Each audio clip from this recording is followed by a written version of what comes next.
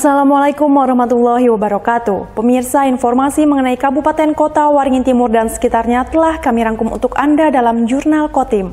Bersama saya Fibi Serayu Anita, berikut informasi selengkapnya.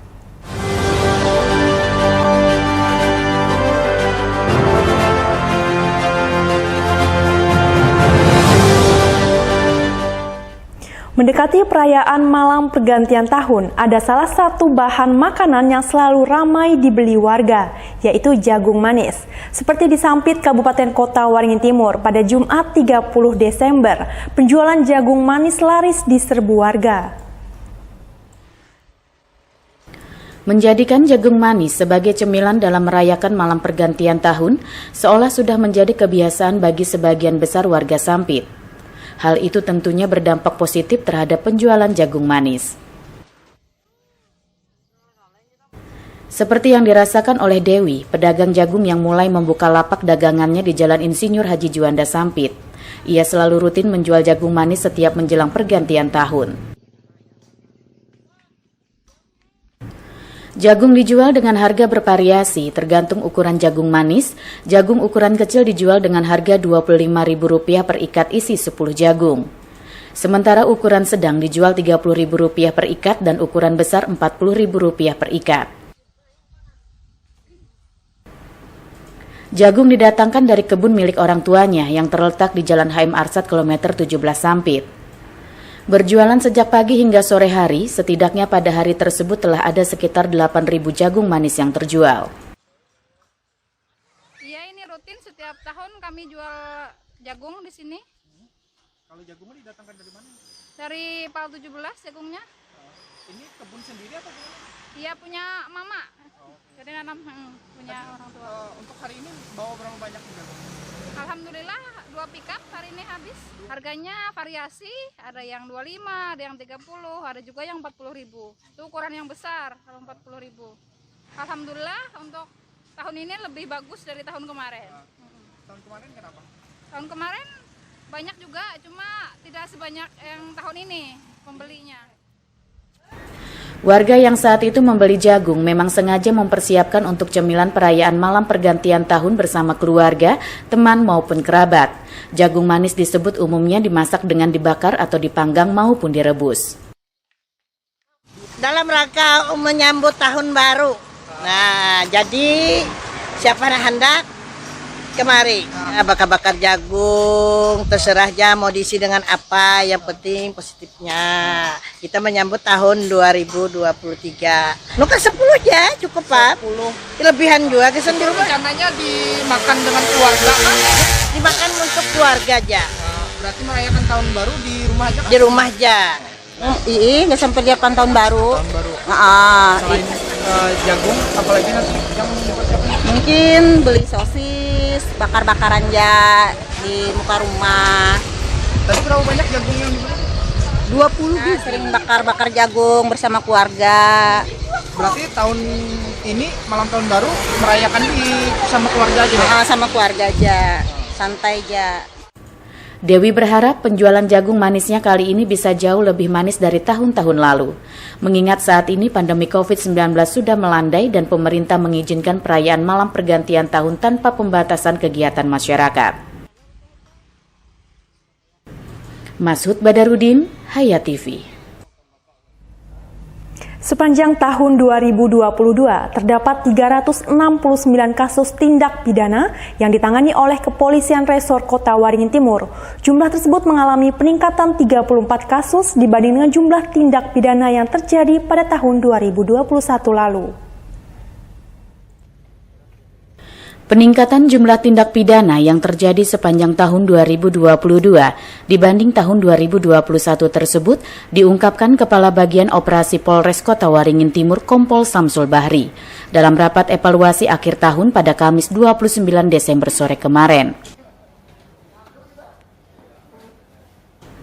Dalam paparannya, Kompol Samsul Bahri menjelaskan, selama tahun 2022 pihaknya telah menangani sebanyak 369 kasus tindak pidana.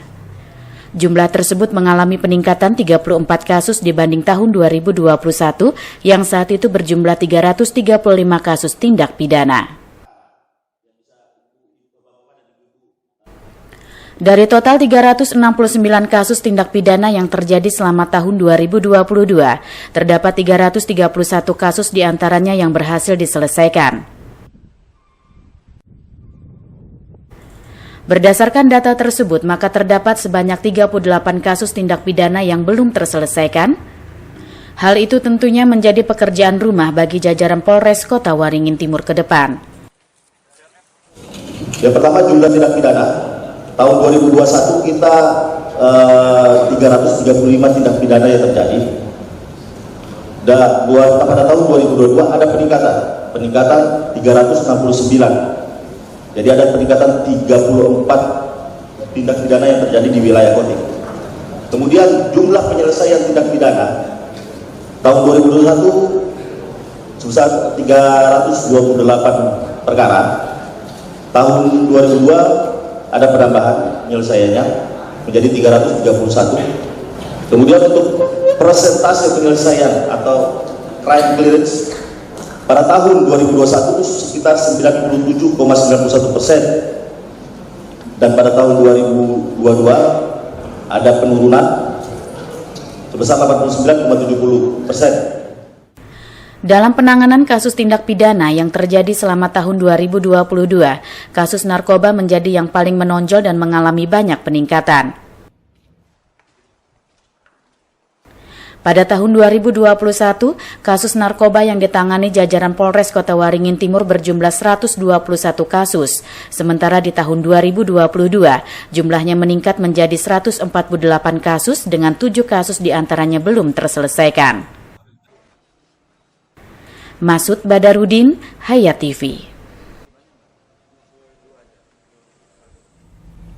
Pemerintah Kabupaten Kota Waringin Timur bertekad untuk meningkatkan realisasi anggaran pendapatan dan belanja daerah atau APBD pada tahun 2023. Sebab realisasi APBD tahun 2022 belum optimal, sehingga menjadi catatan penting untuk perbaikan. Pemerintah Kabupaten Kota Waringin Timur Kamis 29 Desember sore menggelar rapat evaluasi akhir tahun. Dalam paparannya, Bupati Kota Waringin Timur Halikinur menyampaikan realisasi APBD tahun anggaran 2022 hingga tanggal 27 Desember 2022 belum mencapai target. Dari target pendapatan 2,1 triliun rupiah, hanya terrealisasi 1,7 triliun rupiah atau sebesar 78,94%. Hal serupa juga terjadi pada sisi belanja daerah. Dari target 2,2 triliun rupiah, hanya terrealisasi 1,6 triliun rupiah atau sebesar 75,04%. Terhadap realisasi APBD yang belum optimal tersebut, Bupati Halikinur mengatakan akan menjadi bahan evaluasi penting bagi pemerintah Kota Waringin Timur ke depan. Serapan APBD kita, kalau terakhir laporan ke saya sekitar 91%, tapi tadi yang baru masuk laporan sekitar 76%. Nah, harapan saya tahun depan itu lebih baik lagi. Makanya ini sudah saya tata mulai awal, supaya pertama untuk pembangunan, karena tahun ini itu banyak yang terlambat. Bahkan penandatanganan bendaharawan, PPTK itu terlambat. Lelang baru dimulai bulan Maret. Tahun ini menghadapi 2023 ini, Desember ini sudah ada lelang. Dalam kesempatan tersebut, Halikinur juga mengucapkan terima kasih dan apresiasi kepada seluruh pegawai di lingkup pemerintah Kota Waringin Timur, TNI Polri, serta instansi Pertika, dunia usaha, dan seluruh elemen masyarakat. Dukungan dari seluruh pihak dalam kelancaran pembangunan sangat dibutuhkan demi terwujudnya masyarakat yang lebih sejahtera. Masud Badarudin, Hayat TV.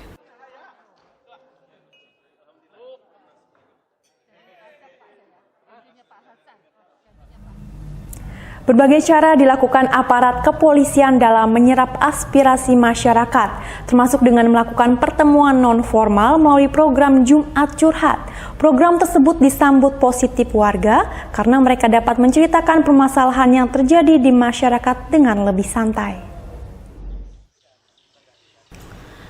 Berlokasi di salah satu warung makan di kawasan Pasar Berdikari Sampit, Jumat 30 Desember, Polres Kota Waringin Timur yang saat itu dipimpin oleh Kapolres AKBP Sarpani melakukan pertemuan sekaligus bersilaturahmi dengan warga. Kegiatan pada Jumat pagi yang diberi nama program Jumat Curhat tersebut dilakukan untuk menyerap dan menggali aspirasi warga terhadap permasalahan-permasalahan yang terjadi di masyarakat. Sambil menikmati jajanan serta makanan atau minuman di warung makan tersebut, warga yang diantaranya adalah tokoh masyarakat menceritakan curhatan mereka langsung kepada Kapolres. Sangat baik saya rasa, karena curhat ini kan tidak formal, sehingga bisa menggali hal-hal yang menyangkut mungkin di tengah masyarakat permasalahan yang menjadi tupoksi Kapolres, sehingga kita bisa curhat langsung. Dan ini pun bilang Pak Kapolres akan ditindak langsung nih oleh Kapolsek pada saatnya. Jadi kita masyarakat dengan program ini menyambut baik, welcome lah bahasanya. Sehingga apa yang selama ini di tengah masyarakat yang tersumbat, ini bisa kita sampaikan langsung. Sudah barang tentu kan ada punya keterbatasan, itu wajar-wajar saja. Namun bilang beliau, ini nanti secara rutinitas beliau akan sowan ke masyarakat melalui program ini. Mungkin itu tanggapan sangat bagus. Kapolres AKBP Sarpani menjelaskan, dari berbagai curhatan yang pihaknya terima akan diklasifikasikan sesuai dengan masalahnya masing-masing. Ada yang langsung diberikan solusi, ada juga yang harus dikoordinasikan dengan instansi lain. Lewat program ini, masyarakat dapat lebih terbuka dan memberikan informasi-informasi yang belum diperoleh kepolisian, sehingga diharapkan dengan kolaborasi polisi dan masyarakat, situasi Kamtibnas di Kota Waringin Timur lebih terjaga. Polres Kotim melaksanakan kegiatan ini beserta jajaran Polsek untuk mendapat masukan, mendapatkan curhat informasi dari seluruh masyarakat Kotim terkait dengan semua permasalahan. Dari semua permasalahan itu akan kita klasifikasikan, ada yang langsung kita berikan solusinya, ada yang kita memerlukan kerjasama dengan stakeholder, dan akan ada yang kita lanjutkan atau kita teruskan kepada instansi yang terkait.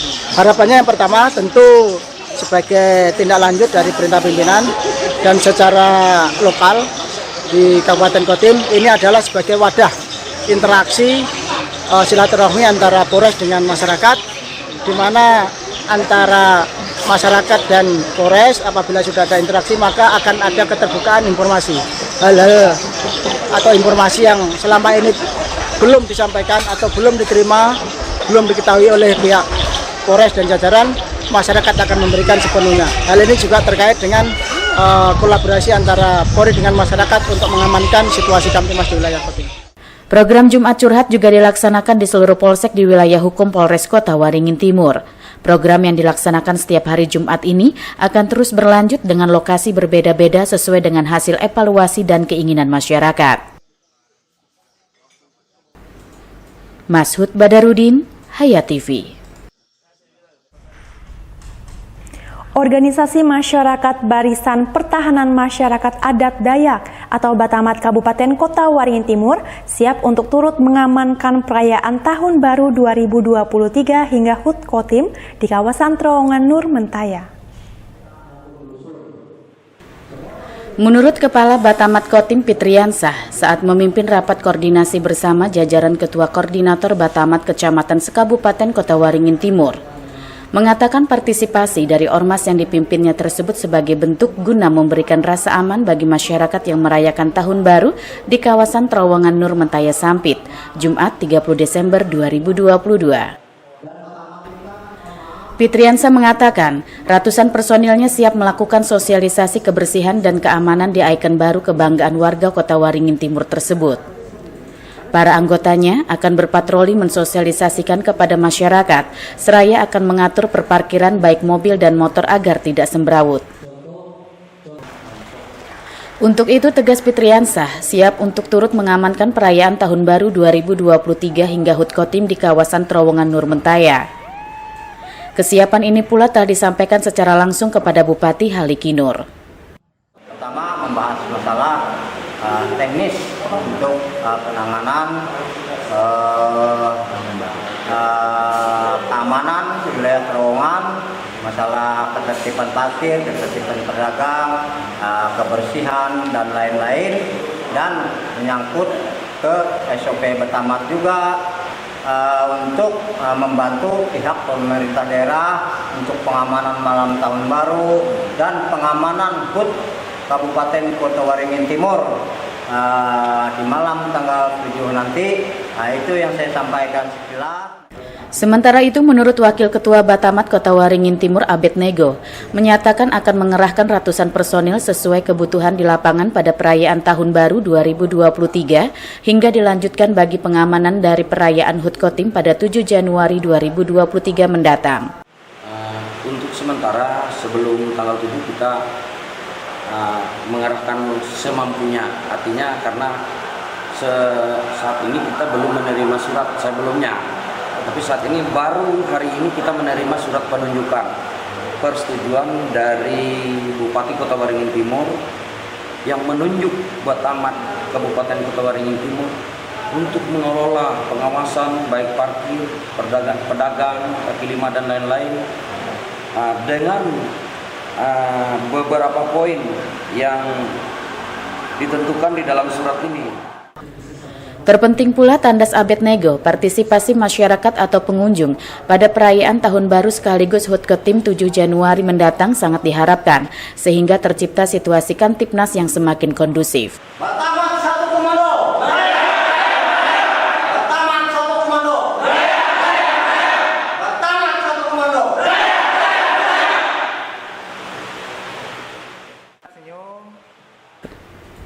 Normansa, Hayat TV.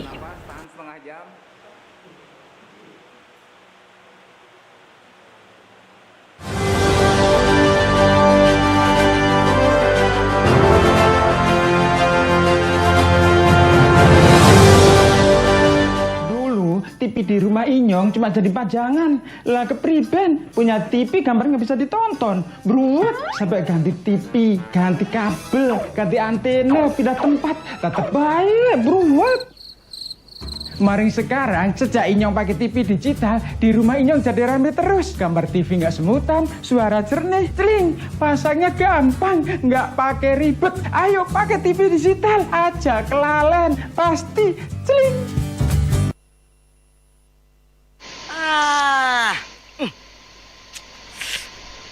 Gambarnya jangkrik. Yah, TV-nya masih analog ya? Ganti dong ke digital. Digital? Ya, digital. Tinggal install set-top box, gambar tajam, channel banyak, tanpa iuran bulanan. Hey, gimana? Bagus kan? Gambarnya jangkrik. Hah? Sambut era digital dan nikmati kesempurnaan gambarnya. Yuk nonton siaran televisi digital. Bagaimana ya cara menangkap siaran televisi digital? Pertama, pastikan di daerah Anda sudah ada sinyal siaran televisi digital. Kedua, gunakan antena UHF di dalam atau di luar rumah Anda. Ketiga, pastikan televisi Anda sudah dilengkapi penerima siaran digital DVB T2. DVB T2 merupakan jenis sinyal yang digunakan Indonesia dalam penyiaran televisi digital. Keempat, pilih auto scan, lalu pindai televisi Anda. Bagaimana jika televisi Anda masih analog? Pasangkan set-top box, televisi Anda otomatis menangkap siaran digital. Bersih gambarnya, jernih suaranya, canggih teknologinya.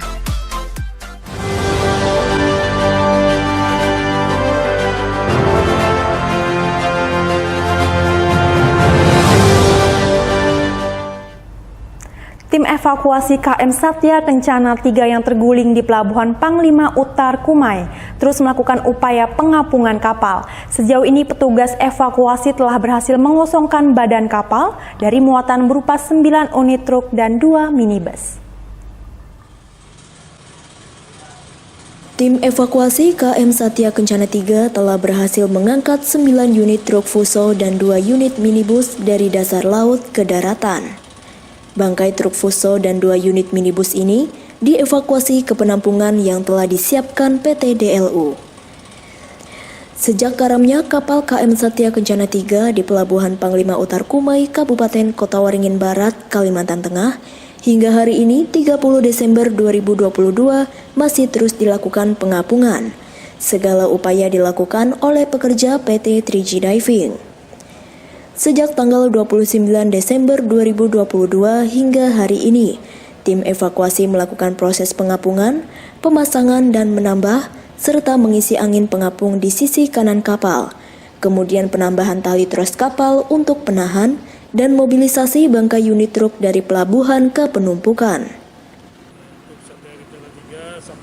Manajer pelayanan Terminal Kumai Rahmadi menjelaskan, hingga sekarang tim masih melakukan proses pengapungan sempurna, memasang alat-alat atau drum-drum penyeimbang.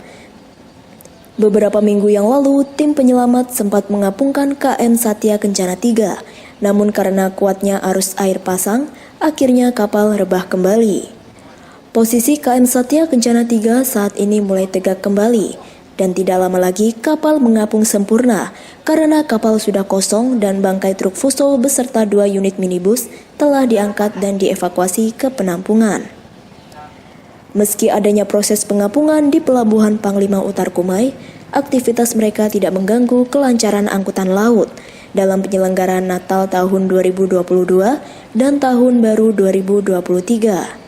Untuk Satya Kencana III sampai sekarang masih proses pengapungan sempurna. Jadi kapal sudah tegak, tinggal pemasangan drum-drum penyeimbang atau istilahnya buoyancy ya, eksternal buoyancy. Jadi tim Selpeknya masih bekerja terus untuk mengapungkan secara sempurna. Kemarin sempat ada 1 minggu yang lalu sempat prosesnya sudah mulai mengapung, tapi karena kuatnya arus air pasang akhirnya rebah kembali. Akhirnya kami ini sudah tegak kembali. Walaupun agak miring sedikit, namun mudah-mudahan dalam waktu yang tidak lama lagi kapal akan mengapung sempurna. Karena kapal sudah kosong, posisinya sudah truk muatannya sudah dikeluarkan semua dan sudah dievakuasi ke tempat penampungan. Jadi di sungai sudah tidak ada lagi truk Fuso maupun mobil KK yang tenggelam, sudah tidak ada lagi di dasar sungai. Jadi sudah dievakuasi semua dan sudah dibawa ke tempat penampungan. Jadi sudah tidak ada di dasar sungai lagi. Itu ada 9 truk besar dan 2 mobil kecil. Kondisi angkutan laut di Pelabuhan Panglima Utar berjalan lancar dan aman. Kelancaran ini tidak luput dari peran posko penyelenggara angkutan laut Natal dan Tahun Baru di lokasi Pelabuhan Panglima Utar Kumai. Jamri, SBTV.